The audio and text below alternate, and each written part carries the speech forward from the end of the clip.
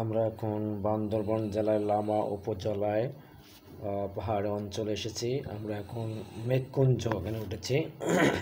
এটা মেঘকুঞ্জ এখান থেকে প্রায়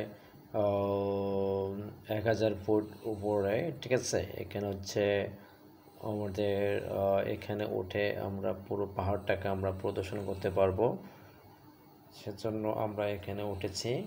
এবং অত্যন্ত মনোরম পরিবেশ, অনেক সুন্দর বিউটিফুল একটা প্লেস। এখানে আপনার চাইলে এখানে আপনার থাকতে পারবেন, রাত উদযাপন করতে পারবেন, ঠিক আছে।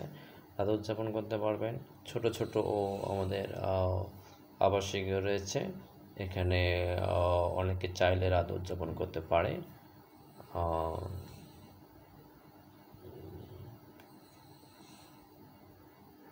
এখানে অনেকে